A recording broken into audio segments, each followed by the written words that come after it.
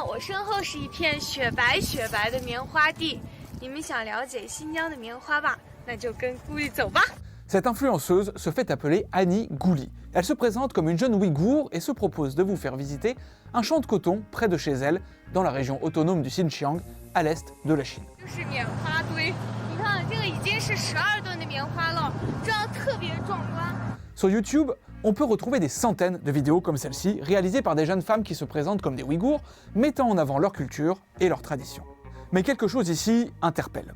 Les Ouïghours, en majorité musulmans, sont violemment discriminés en Chine.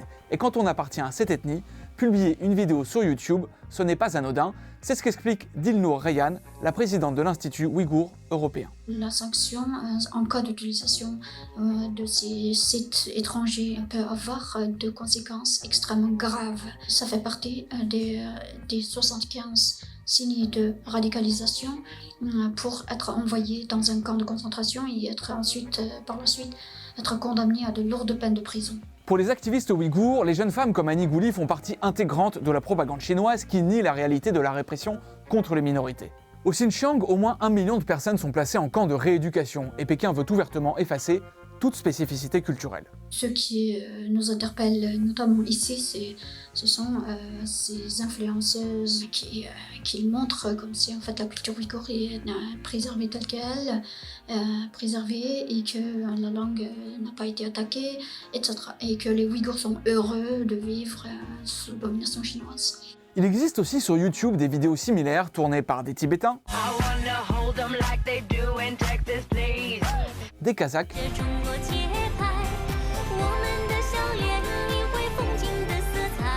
ou des Mongols. Tous ces groupes minoritaires sont ciblés par une même politique agressive d'unification culturelle de Pékin. Ces contenus ont intrigué un groupe de chercheurs australiens. Ils en ont étudié plus de 1700 et voici ce qu'ils ont trouvé. There have been many reports of Uyghurs and Kazakhs, for example, being detained for using international foreign apps that are not legal in China, and YouTube would be one of them. So the fact that these influencers seem to have a special pass to stream and post on YouTube without any repercussion in real life was very suspicious. And it turns out, that a majority of these influencers, who are often very young women, are also extremely politically reliable. Some of them are card-carrying members of the Chinese Communist Party. And then we soon realized that these accounts were actually being run by private companies called multi-channel networks in China. Private companies that are also enmeshed with the CCP because by law, they have to adhere to party priorities and agendas. Hello everyone, we are Uyghur sisters from Xinjiang. Voici par exemple Gouli aînée et Gouli cadette, deux jeunes femmes liées à l'une de ces sociétés. Elles avaient des profils sur Twitter, Instagram, TikTok ou encore YouTube avant qu'ils ne soient supprimés courant 2021. Hey, 我是新疆的古丽，来我家做客吧，走吧。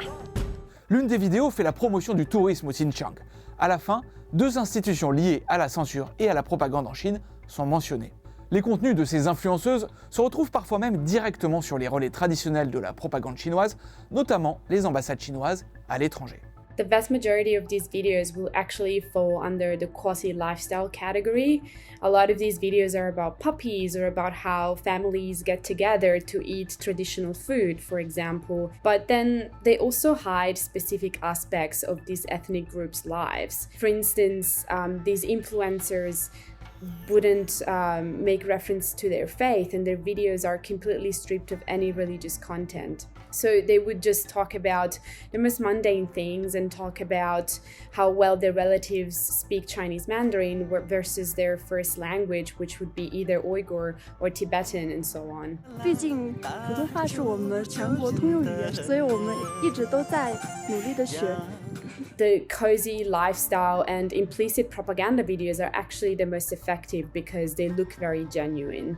So the ones that we classify as implicit propaganda, there would be things like travel or economic development. 就是我们现在这新疆的这个移动支付呢是特别的方便。 And then we have the way more explicit propaganda videos. Some of these influencers, especially Uyghur, for example, will be debunking foreign reports about Xinjiang forced labor and saying that everything is fine and sort of depicting a very idyllic lifestyle in these regions. And when we show the world about real Xinjiang on Twitter and YouTube, these people, they slander us for nothing. Pour les chercheurs de cet institut australien, ces comptes ne doivent pas forcément être bloqués. Ils offrent selon eux, malgré tout, un aperçu du mode de vie de certaines personnes dans les régions concernées. Ils appellent surtout YouTube à mettre plus en évidence les liens de ces comptes avec le Parti communiste chinois et à éviter toute monétisation de ces contenus. Les observateurs, c'est fini pour cette semaine. Vous voulez lancer une alerte, nous signaler des images que vous avez prises ou vues circuler, nos contacts sont à l'écran et sur notre site observers.france24.com. À très bientôt.